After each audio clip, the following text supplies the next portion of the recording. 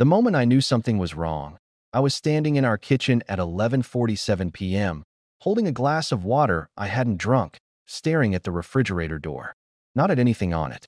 Not at the photos held up by little magnet letters our daughter had arranged into her name, Lily, or the invitation to a neighbor's barbecue that had been there so long the edges were curling. I was staring through it. The way you stare through things when your brain is processing something your body already understood 20 minutes ago. My wife had texted me at 9:15 p.m., running late at Diane's. "Don't wait up. Love you." And I had typed back, "Okay, sleep well." Because that was what we did. That was the language of our marriage in its 7th year. Compact, efficient, stripped of decoration. "Okay, sleep well. Love you." Phrases worn smooth like river stones, still solid, still there, but no longer sharp enough to cut. My name is Daniel Marsh. I was 38 years old that autumn, a structural engineer at a mid-sized firm in the city, the kind of man who double-checks load calculations not because he was told to, but because he cannot sleep if he hasn't. I am meticulous by training and by nature. I notice when things are off by 2 degrees.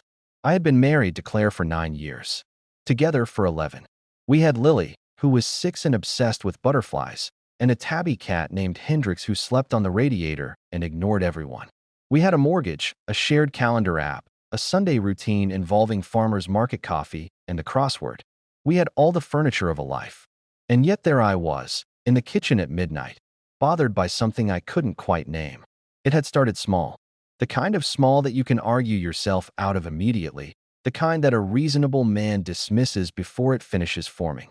Claire had mentioned Diane twice at dinner 3 weeks earlier. Diane, her college roommate, the woman who lived 40 minutes north and whom we saw maybe 4 times a year, had supposedly been going through a hard time. Her marriage is struggling, Claire had said, and I had nodded because what else do you do? Because Diane's marriage was not my business, and Claire was good at showing up for people she loved. 3 weeks of Thursday and Friday evenings at Diane's. 3 weeks of running late. Don't wait up, love you. What bothered me that night wasn't any single thing. It was the accumulation, the way Claire had become careful around her phone. Not secretive in any theatrical way, not hiding it under cushions or spinning it face down. Just careful. The way someone is careful when they're aware of a thing that could spill. I finished the water. I rinsed the glass and set it on the drying rack. I went upstairs, checked on Lily. She was asleep, one arm thrown over her head, her butterfly nightlight casting orange and pink shapes across the ceiling. And then I lay down in our bed, on my side, and stared at the ceiling. Claire's side was cool and undisturbed. I told myself I was tired. I told myself I was reading into nothing. I told myself that a man who loves his wife and trusts her marriage doesn't lie awake cataloging the frequency of her phone checking. Then I checked the Find My app we'd shared since the year Lily was born, when Claire had left her phone in a taxi and we'd spent 2 hours calling it into the void. And I found her. She wasn't at Diane's. She was, according to the blue dot on the map, small and certain, at an address I didn't recognize. A point in the city, for 0.2 miles from our house, that I had never heard her mention. The dot sat still. It had been still for over an hour. I put the phone down on my chest. I could hear the refrigerator hum from downstairs. I could hear Hendrix shift on the radiator in the hallway. I could hear the particular quality of silence that a house makes at midnight when everyone in it should be home and one person isn't. I picked the phone back up and looked at the address. Then I got up, put my jacket on over my pajamas, and drove there.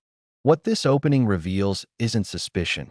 It's the particular pain of a man whose intelligence becomes a weapon turned on himself. Daniel's professional mind, trained to identify structural failures, begins applying that same rigor to his marriage. The refrigerator stare, the water glass he doesn't drink. These are not dramatic beats, they're psychological symptoms.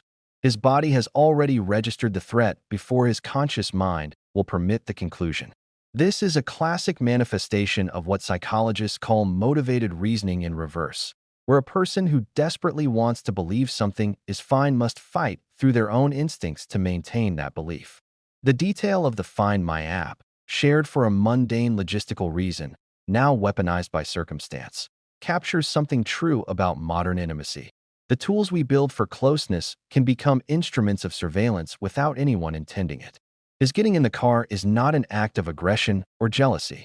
It is the behavior of a man whose brain finally overruled his heart and who would rather know than not know, even if knowing costs him everything. To understand what I found that night, you have to understand what our life had looked like in the months before it. We were, by all external appearances, fine. This is the detail people miss when they reconstruct betrayals after the fact. How operational normalcy can persist in a household while something underground is quietly shifting. The dinners were still cooked. The school run still happened. Lily's butterscotch-colored lunchbox was still packed every morning with her sandwich cut into triangles, because she wouldn't eat them any other way. The dishwasher was emptied. Bills were paid. There were evenings on the couch with a glass of wine and something streaming. And there was conversation, real conversation, not just logistics, about things we'd read or things that had happened at work or the small, unremarkable comedy of daily life. I think about those evenings now, and I wonder what Claire was thinking during them. I wonder if she was present, or if part of her was already somewhere else. I wonder if the hand she placed on my arm while we watched television meant the same thing to her as it did to me. I had first noticed something in early September, though I didn't name it then. We had been at a barbecue. Our neighbors, the Hendersons, who hosted one every year before the summer finally gave up, and Claire's phone had buzzed twice in her jacket pocket. She'd excused herself to check it, which was unremarkable. What was remarkable was the way her expression changed when she read whatever was there. A quick, private softening that she composed back into neutrality before she turned around. Fast, but not fast enough for someone who has been reading her face for 11 years. I said nothing. I filed it the way you file things you don't want to examine, in a folder at the back of the mind, half-labeled, the lid not quite closed. At home, things continued. She started going to a spin class on Tuesday mornings, which made sense. She'd mentioned wanting to get back to exercise, but she came home from those sessions not tired in the physical way you come home from a hard workout, but rather energized and slightly flushed, as if the exercise had been incidental to something else. I noticed she'd bought new shampoo, then new moisturizer, then a dress she'd tried on and bought on a Saturday afternoon while I was home with Lily, and when she'd shown it to me, she'd said it was just something practical for autumn with a lightness that didn't match the dress, which was not practical at all. It was green silk, and it fit her beautifully, and I told her so, and she said thanks and hung it in the back of the wardrobe. I didn't see her wear it, or so I thought. There were phone habits. She'd always been someone who left her phone face up on the counter, unlocked, because she couldn't be bothered with the friction of security. Now the phone was locked. Now it went with her to the bathroom. Now it spent evenings screened down beside her wine glass like a closed book she wasn't ready to discuss. I caught myself logging these observations the way I'd log anomalies in a structural report. Not with panic, not yet, but with the quiet professionalism of a man who understands that the gap between a hairline crack and a collapse is not as wide as it appears. Our sex life had changed, not vanished. That, I think, would have alarmed me sooner, but changed in quality. She was present in body and absent in some other way I couldn't measure. Afterward, she'd lie quietly, and I'd hear her thinking, the particular rhythm of her breathing when her mind was elsewhere. I asked her once, in late September, if everything was okay. We were in the car, Lily asleep in the back seat after a Sunday at the park, the kind of low golden afternoon that makes ordinary things look important. Claire looked out the passenger window and said yes. She was just tired. Work was heavy. She was a project coordinator at an events management company. Her work had busy seasons, genuine ones, and October was one of them. I accepted this. It was plausible. It was the kind of answer that closes a conversation without quite answering the question. It was around this time that Diane entered the picture. Claire mentioned her over dinner one Tuesday. Diane was having trouble. Her husband Marcus had been emotionally distant for months. She was lonely and frightened and needed a friend. I knew Diane well enough to like her, not well enough to have opinions about her marriage. I told Claire she was a good friend for showing up. Claire smiled at that, and there was something in the smile I couldn't locate. The Thursday visits began that week, then the following Friday, then both days the week after. I had no reason to disbelieve her. Diane was real. The marriage struggle was real. I'd verified it, obliquely, when I'd run into Diane's husband Marcus at the hardware store the following month and asked how they were both doing, and he'd given me a smile that didn't reach his eyes and said things were a bit complicated right now. So, Claire was visiting a friend with a struggling marriage. The evidence supported the story. The story closed. Except for the Tuesday spin class, I happened to drive past. Her gym was on my route to a site visit, and I looked at the car park out of habit, and her car wasn't there. It was just a car park. She could have found a spot on the street. There could have been any number of explanations. I drove past and continued to my meeting and didn't mention it, and I hated myself a little for noticing. That night she came home smelling of shampoo, the new kind, with wet hair, and told me the spin instructor had been a substitute who pushed them harder than usual, and she felt it in her legs already, and I made her tea, and we watched television, and I said nothing at all. The past versus present comparison in this section is not dramatic. It's quieter and more corrosive. Daniel's marriage, as he presents it, was never passionate in a cinematic sense. It was the steady architecture of a shared life, functional and warm. Against that stability, Claire's changes appear more alarming precisely because they are small. The new shampoo, the locked phone, the silk dress worn nowhere he could see. Individually, each is trivial. Collectively, they form a pattern that Daniel resists naming because naming it means accepting what the name implies. This is the psychology of denial as a protective mechanism. The mind preserves the structure of a life by refusing to update its map of reality. What's most telling is the spin class car park. The moment Daniel involuntarily registered her absence and then actively chose not to follow the thread. This is not weakness. It's the rational behavior of a person who understands that following the thread might unravel everything. He is caught between what he knows and what he needs not to know. The Diane alibi works not because it's airtight, but because it fits within the emotional logic of a man who still wants to trust his wife. That wanting is, at this stage, the most powerful force in the story. The address the Blued had led me to on that Friday night was a hotel. Not a grand one. Not a place people celebrate in, with a marble lobby and a restaurant. A functional, mid-range business hotel on Calder Street, the kind with a car park on the ground floor and a lobby you walk through without looking at. The kind that is chosen specifically not to be remembered. I pulled up across the street and sat in the car. Claire's car was in the ground floor car park. I could see it through the open lattice of the structure. Her silver hatchback, third row, hemmed in between a black SUV and a column. The license plate was hers. There was no ambiguity about this. I sat there for 11 minutes. I know this because I watched the clock. I thought about going in. I thought about calling her. I thought about driving home and getting into bed and saying nothing, pretending to be asleep when she came in, letting the morning absorb it the way mornings absorb most things.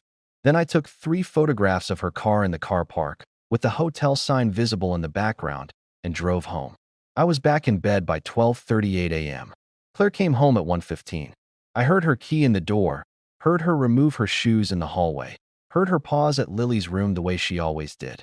She came into our bedroom and undressed in the dark with practiced quiet. She slid into bed beside me, and I kept my breathing even, the deep, slow rhythm of sleep, and she was still for less than 2 minutes before her own breathing settled into unconsciousness. I lay awake until 4 a.m. In the following week, I did what I told myself I wasn't doing, which was investigate. I began paying attention with a precision I disguised as ordinary habit. I noticed that her Thursdays and Fridays consistently ended with phone checking in the bathroom before bed. I noticed she had begun using a second email address. I'd glimpsed it accidentally when her laptop was open and she'd left a tab visible, a Gmail account with an initial and a number I didn't recognize, centimeter private 14. I didn't touch the laptop. I registered the tab and looked away. I ran the address from that night through a map search. It returned the hotel name, the Calder Street Meridian. 93 rooms. Business amenities. Complimentary parking. The website showed a lobby in shades of gray and beige, smiling staff, a breakfast buffet. Nothing remarkable. Nothing that explained anything. Then I did something I have thought about since, something that still sits uncomfortably with me. I called Diane. I called her on a Wednesday morning, from work, under the pretext of confirming a detail for a gift I claimed to be organizing for Claire's upcoming birthday. I kept it light, brief, indirect. I asked if she'd been seeing much of Claire lately, framing it as gratitude. She mentioned you've been going through a rough time. She really values your friendship. Diane paused. Not long. Half a beat. The kind of pause that a person who is paying attention to pauses notices. Yeah, she said. We've had a few catch-ups. She's been great. That was all. But the pause was there. And it had the particular quality of a pause that accompanies not a lie, but a managed truth, the kind of careful answer a person gives when they've agreed to cover for someone and are trying not to make it obvious. I hung up and sat at my desk for 10 minutes. So Diane knew. Or at least Diane had been consulted. Claire had not simply gone somewhere else on those evenings. She had arranged an alibi that required a friend's cooperation. That meant premeditation. That meant not a single spontaneous lapse, but a structured, deliberate system of deception. Something in the architecture of what I believed about my marriage shifted, like a floor settling on a foundation that's moved a centimeter and a half. I went home that night, and I watched Claire serve dinner and help Lily with her butterfly puzzle and pour 2 glasses of wine and be, in every visible way, the woman I had married. She laughed at something Lily said. She touched my shoulder as she passed my chair. She asked if I wanted the last of the good cheese. I said yes, thanks, and washed her hands. There was a point that week where I almost convinced myself I was wrong. It came on a Thursday afternoon, when Claire texted to say she'd be home by 8, finished early, picking up Lily from Mum's on the way. And she arrived home at 7:52 with Lily and a paper bag from the bakery Lily loved, and the 3 of us ate cinnamon pastries at the kitchen table while Lily performed an improvised play about a butterfly who learned to swim, and I sat in the warm noise of that and thought, this cannot be. This is real. This woman loves us. She did love us. That was, I came to understand later, the unbearable part. What was happening was not the replacement of love, but its compartmentalization, a skill I had not known Claire possessed, which meant either I had never known her as well as I thought, or she had become someone different, and I wasn't sure which possibility was worse. On the second Friday of October, she said she was going to Diane's. I said, of course, have a good evening. And then I called her sister Rachel.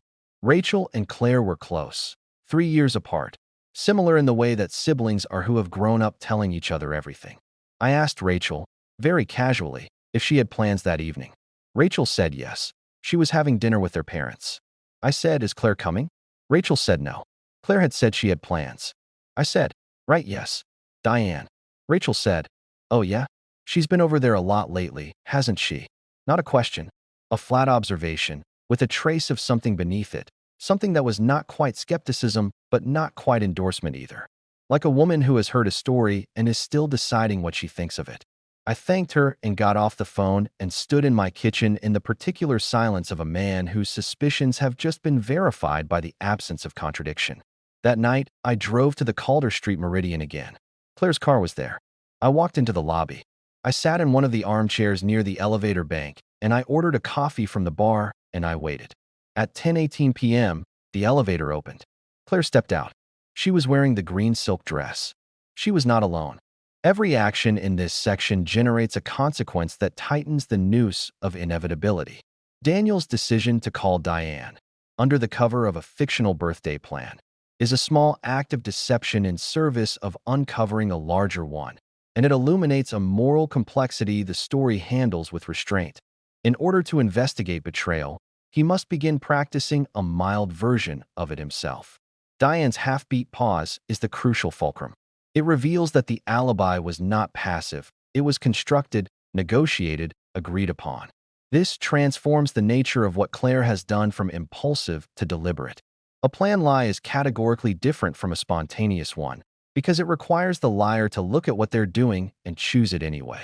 Rachel's flat observation, she's been over there a lot, hasn't she, carries the particular ambiguity of a person who may suspect something but has chosen not to look directly at it. Her reaction is human and recognizable, the protective reflex of a sibling who is not ready to know. The green silk dress appearing in the hotel lobby is devastating precisely because Daniel noticed it and said nothing when she bought it. The detail returns not as melodrama but as irony. He had admired her in that dress. He had told her she looked beautiful, and she had hung it in the back of the wardrobe to save it for someone else. The man was tall, perhaps 45, with the kind of face that is easy to forget and the kind of posture that suggests someone who spends a lot of time in meetings. He wore a gray jacket, an open collar, good shoes. He was holding Claire's coat. He'd taken it from her shoulders, the way you take something from a person you know well, automatically, without asking. They were talking in a low register, and she was laughing at something, and the laugh was one I recognized, the light, unguarded one she used when she was relaxed, truly relaxed, the one I hadn't heard directed at me in months. I stayed in the armchair. I turned slightly toward the bar, my back angled away from the elevator bank, and I watched them in the peripheral bronze of the lobby mirror behind the counter. They walked to the entrance together. He held the door. She paused, said something, and he touched her elbow briefly. Not a lingering touch, a functional one, the touch of punctuation. Then they walked to the car park, out of my sight. I waited 4 minutes, and then I left. In the car, I sat with my hands on the wheel, engine off, in the dark of the street. I felt less than I'd expected to. Not nothing. There was a sensation in my chest like the aftermath of a hard blow, a reverberating numbness, but not the collapse I'd anticipated. I think I had been preparing for this moment for some time. My body had already metabolized the shock. What remained was something colder and more purposeful. I needed to know who he was. Over the following week, I became a different version of myself. Calmer on the surface, more systematic underneath. At work, I was focused in the way that catastrophe sometimes produces focus, because the mind, when it cannot afford to think about the real problem, becomes extraordinarily efficient at every other problem. I completed a structural review 2 days ahead of schedule.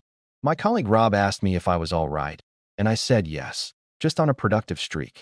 I ran the hotel through its own website. The Meridian had a guest portal, nothing sophisticated, just a booking interface.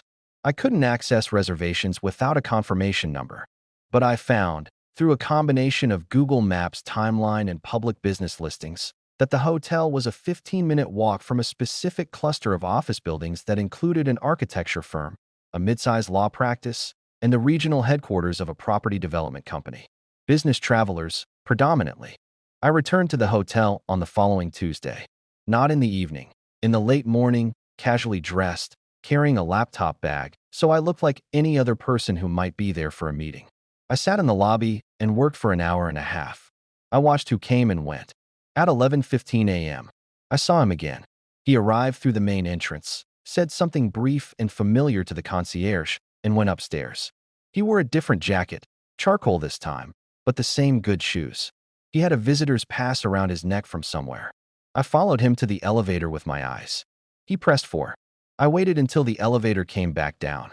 Then I approached the concierge, a young man with an eager, professional manner, and I asked whether the hotel had a conference facility available for a small team meeting the following week.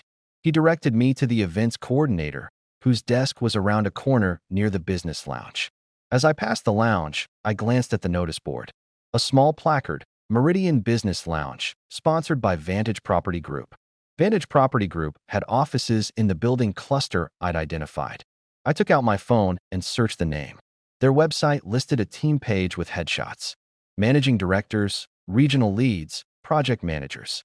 I scrolled until I found him. 4th row down, second from the right. His name was Owen Hale, 44 years old, regional director.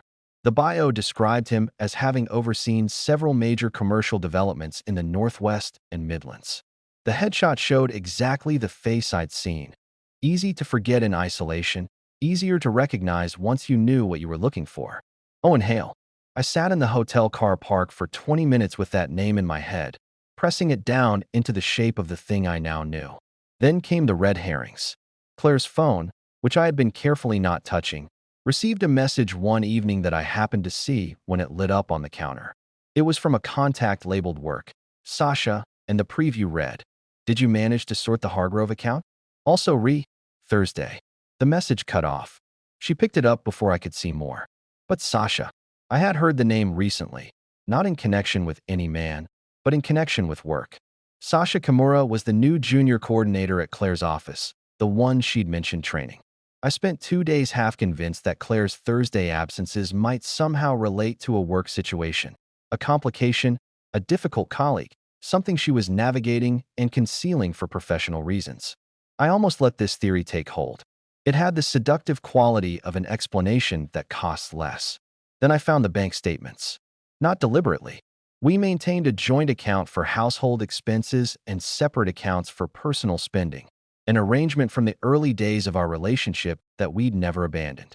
I had no access to her personal account, but we used a shared budgeting app, and one evening, when I logged in on the laptop, I found she'd left her session open.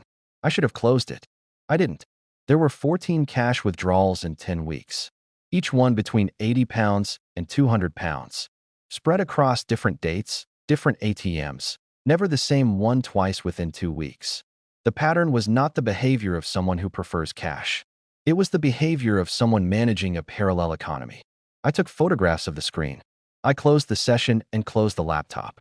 That night, I made dinner, and we sat at the table and talked about a film Lily wanted to see, and about Claire's mother's hip, and about whether we should resurface the bathroom tiles next spring. Somewhere beneath all of it, the ground was opening. I did one more thing before I decided I had enough. I arranged, through a contact of a contact, the kind of arrangement I am not proud of and will not detail at length, to have Owen Hale's professional profile cross-referenced with the hotel's public events calendar. What I found was that Owen Hale had no scheduled meetings at the Meridian. He wasn't a business traveler with a corporate account. He was a man who had chosen that hotel specifically, deliberately, for reasons unrelated to work. He was renting a room. I had enough. The central mistake of this section is not Daniel's investigation. It's Claire's systemization. By spacing her cash withdrawals across different ATMs, by maintaining a secondary email, by securing a friend's alibi, she demonstrated a level of operational planning that is its own kind of betrayal. These are not the panicked improvisations of someone who stumbled into something. They are the organized infrastructure of someone who has chosen to continue. The lesson embedded in this architecture is a painful one. The more elaborate the deception, the more deliberate the choice that preceded it. Daniel's near capitulation to the Sasha red herring is humanly authentic. When we fear a conclusion, we seize the nearest alternate explanation with disproportionate enthusiasm. His fleeting theory that this might be a work complication represents the last reflex of a man who still wants to be wrong about his wife. The bank statement discovery is the moment that collapses that possibility. Not because infidelity requires cash. It doesn't, necessarily. But because parallel economies require the same psychology as parallel lives. Compartmentalization, deliberate obscurity, the management of separate ledgers. His mistake, perhaps, was waiting. By the time he sat across a dinner table discussing bathroom tiles, he was already someone different from the man who had begun the investigation. The waiting changed him. Learning the truth changed him less than the process of learning it. I chose a Friday evening. Not because it was the most logical choice. Any day would have served. But because there was something symmetrical about it. Friday was the night she went to Diane's. Friday was the night I had followed her twice and found her car in a hotel car park and a man with good shoes carrying her coat. If the marriage was going to end, it felt right that it should end on the same day of the week it had been quietly dying. I called in a favor and arranged for Lily to spend Friday night at my mother's birthday craft project, I said, an overnight thing Mum had been proposing for weeks. It was not untrue. My mother was delighted. Lily was thrilled. Friday morning I dropped Lily off, came home, cleaned the kitchen, made coffee, and sat at the table with the photographs on my phone, the screenshot of the bank statements, and a name, Owen Hale. Claire came downstairs at 8:45, phone in hand, and said she was probably going to head to Diane's later. Okay, I said. She poured her coffee. She leaned against the counter and scrolled something on her phone. The morning light came through the kitchen window in the way it always did at this time of year, long, sideways, making the room look both amber and cold simultaneously. The cat sat on the windowsill. The house was very quiet without Lily. Before you go, I said, can we talk? She looked up. Something shifted in her expression. Not guilt. Not yet. Just the alertness of a person who registers a change in atmospheric pressure. Of course. What's up? I placed my phone on the table, face up, with the photograph of the hotel car park showing. Her silver hatchback, the Meridian sign in the background. I slid it across the table toward her. She looked at it. The stillness that followed was unlike any silence I had experienced in that kitchen. It had texture. It had weight. It pressed down on the tops of things. That's my car, she said. Her voice was very even. Yes, I said. When did you? The first Friday you told me you were at Diane's. I paused. And the second one. She set her coffee mug down. Her hands were steady. I had always loved her steadiness. She was not a person who flinched from things. I had found that quality beautiful in her. I was finding it very difficult now. How long have you known? She asked. I've suspected for longer than I've known. She nodded. One slow nod. like she was agreeing to something she'd expected to be asked. His name is Owen Hale, I said. He's a regional director at Vantage Property. He's been renting a room at the Meridian on Thursdays and Fridays for at least 2 months. I know Diane covered for you. I know about the second email address. I know about the cash. I heard my own voice as if from a slight distance. Calm, factual, the voice I use in site reviews when I'm documenting a problem that needs to be named before it can be addressed. I'm not saying any of this to perform. I just want you to know what I know so we don't have to negotiate around it. She was quiet for a long moment. How long? I asked. She looked at the table. For months. The number landed somewhere specific in my body, not my chest, lower than that. The kind of physical registration that has no clean anatomical address. For months. 16 weeks. Claire, sitting across from me for 16 weeks, managing a parallel life with the operational precision I'd discovered in the bank statements and the email account and the borrowed alibi. Is it love? I asked. This was the question I had been most afraid of. Not because the answer could make things worse. Nothing could make things structurally worse than where we already were. But because I needed to understand what I was competing with, or whether I was competing with anything. She was quiet for a long time. I don't know, she said finally. I think I've been very unhappy for a long time, and I didn't tell you. And that wasn't fair to you. No, I said. It wasn't. I'm not saying that to excuse. I know. Daniel. She looked at me then, directly, and her expression was not what I'd expected. Not defiance. Not shame exactly. Something closer to grief. I didn't want this to happen the way it's happened. How did you want it to happen? She didn't answer. Were you going to tell me? I asked. She was quiet again. This silence was different from the first one, softer, less armored. I don't know, she said. I've been terrified for months. Of this. Of losing, she stopped. Of losing what? She gestured, a small motion that seemed to encompass the kitchen, the house, the accumulated life of 9 years. All of it. Lily. You. This. I looked at the gesture. I thought about what it meant that someone could value a life and simultaneously be systematically dismantling it. Tell me about the unhappiness, I said. She told me. I won't render every word. Some of what she said belongs only to that kitchen, to that morning, to the specific morning light and the specific quality of silence that surrounded it. But the outline was this. She had felt for years that we had stopped seeing each other. That I had, not through cruelty, not through neglect in any obvious form, become absent in a way she couldn't easily explain. That she had tried to raise it and found it deflected, and had tried again and found it absorbed, and had eventually concluded that raising it was futile and had started carrying the dissatisfaction alone, and the weight of carrying it had made her vulnerable to something she should not have been vulnerable to. She met Owen at an industry event in the spring. They had talked for 2 hours. She had told herself it was just conversation. When did you know it wasn't? I asked. The second time I saw him. At the Meridian? No. Before that. We had coffee. She said this carefully, the way you say something true that you know will cost you. We had coffee 3 times before anything happened. 3 coffees. A slow, deliberate escalation. Choices made at each step. I stood up and went to the window and looked at the garden. Hendrix was outside, sitting on the shed roof with the composure of an animal for whom human difficulty is merely weather. I need you to tell him it's over, I said. She was quiet. Not as a condition of our marriage, I said. I'm not making you a deal. I need you to tell him it's over because I can't begin to figure out what we are until you have. Okay, she said. The word came quickly, and I noticed its quickness. Not resistance, not negotiation, immediate. As if she'd been waiting for someone to require something clear of her. And then, I said, I need some time to think. We stood in the kitchen for another 20 minutes. The coffee went cold. Hendrix came back inside through the cat flap and ate his breakfast and ignored us both. At some point Claire began to cry, quietly, not as performance. She was not a person who performed emotion, but in the concentrated way of someone in genuine pain. I did not go to her. I was in genuine pain myself, and the geography of the kitchen felt important to maintain. Eventually I said, you should go to Diane's. Actually, go this time. She looked at me. I need the house, I said. She nodded. She went upstairs. I heard the sounds of her moving through the room we had shared for 7 years. Drawers, the wardrobe, the tap. She came back down with a bag over her shoulder and stopped in the kitchen doorway. I'm sorry, she said. I know, I said, and I believed her.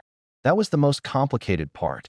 Daniel had anticipated this confrontation for weeks, and yet the reality of it deviated from every mental rehearsal in ways that mattered.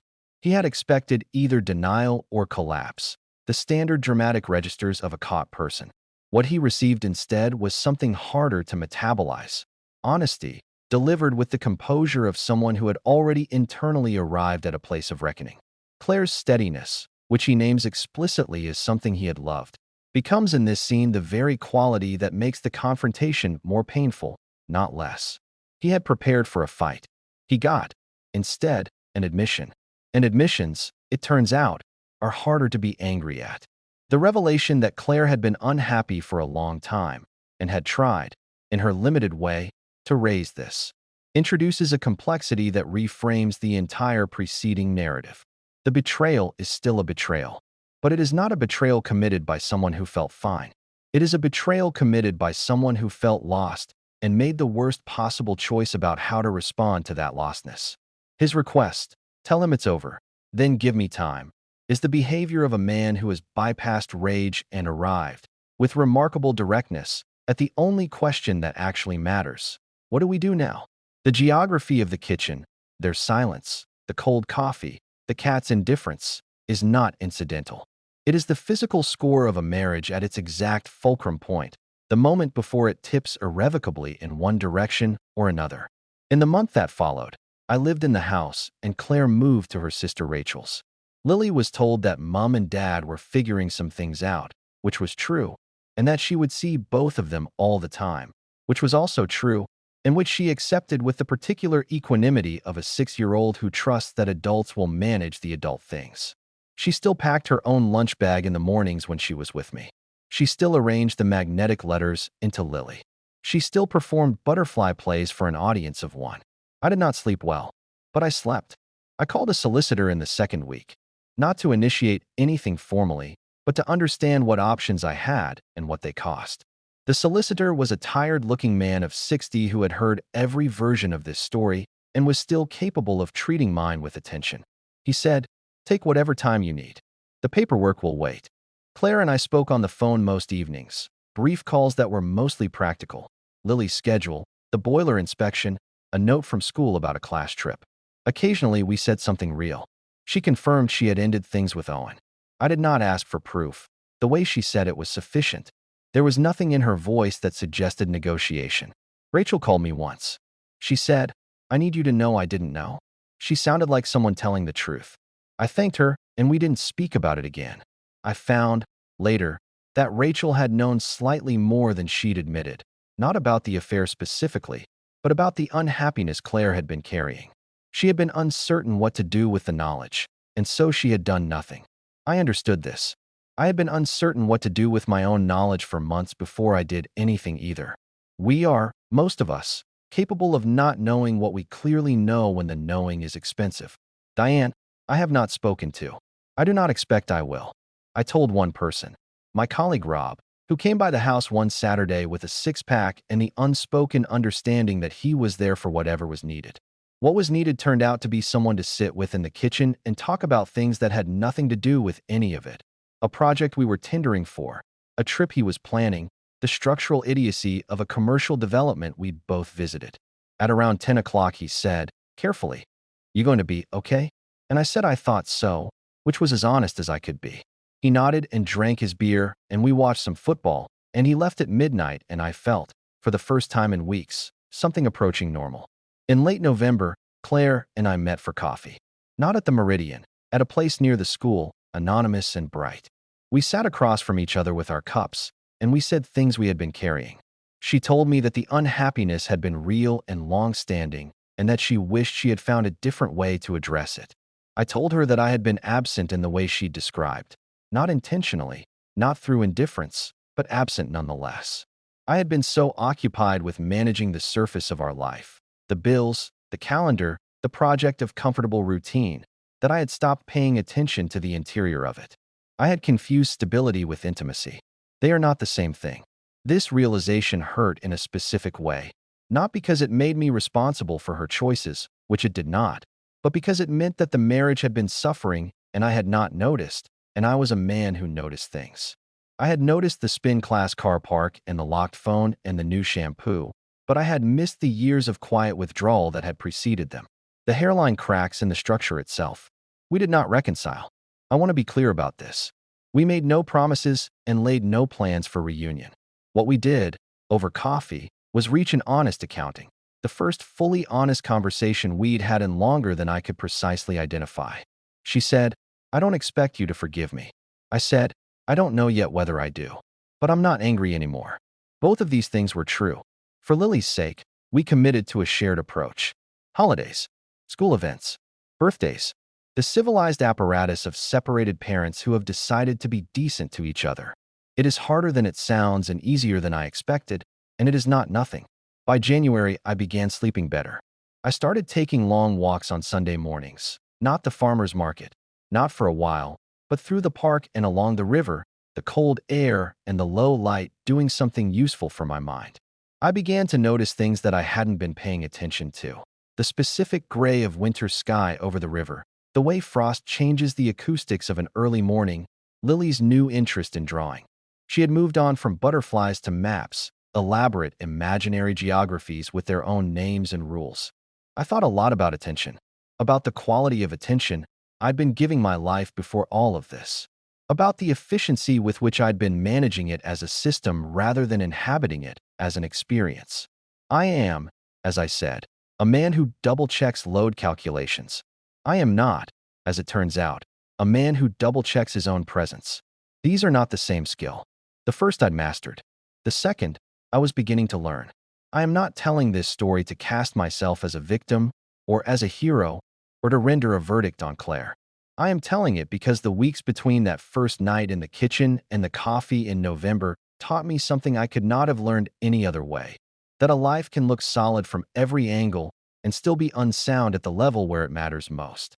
That the people we love can be suffering inside a life we think we're sharing with them. That attention is not the same as presence.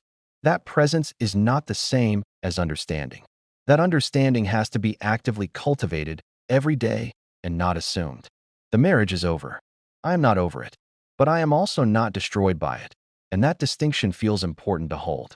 On the first Sunday of February, Lily and I walked to the park, and she brought her latest map, a place she called the Inland Sea, which had a mountain range, 3 towns, and a harbor with a lighthouse.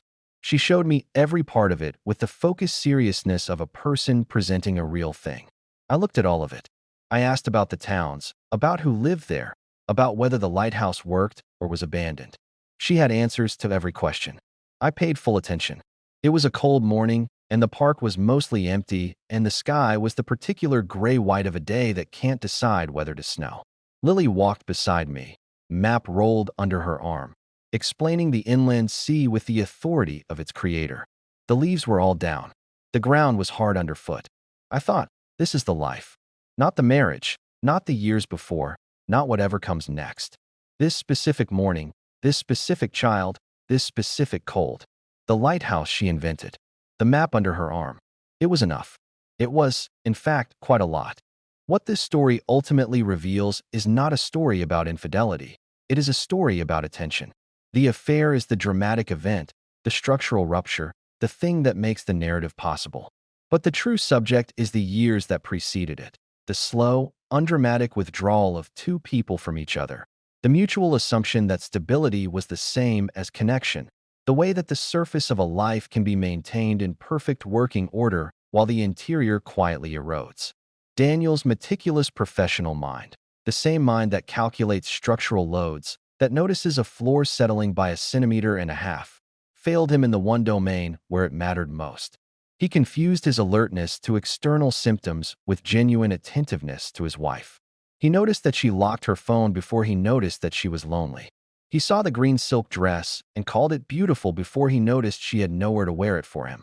This is the universal failure the story maps. The tendency of capable, responsible people to maintain the apparatus of a life while losing contact with its inner life. Claire's choices remain indefensible on their own terms. The architecture of the deception, the alibi, the cash withdrawals, the secondary email, the borrowed loyalty of a friend, reveals not impulsiveness but deliberation. She chose. and she chose poorly. But the story refuses to settle into simple villainhood. Her unhappiness was real. Her attempts to communicate it, however inadequate, were real. Her grief in the confrontation scene was real. She was a person who felt lost inside a life that looked right from the outside and made a catastrophic choice in response to that lostness. The final image, Lily's invented map, the cold park, Daniel's full attention to a fictional lighthouse, is not redemption in any tidy sense. It is something more honest, a man learning, at 38, to inhabit his life rather than manage it. That is the lesson this particular catastrophe purchased. It is an expensive lesson. It may also, in time, prove to be an essential one. If any of this resonates with you, the quiet distance that grows between people, the confusion of comfort for closeness, it may be worth asking, not dramatically, but honestly. When did you last pay full attention to the person sitting across from you? Not manage the moment, not check the box of presents, but actually looked? The answer might tell you something important. It told Daniel everything.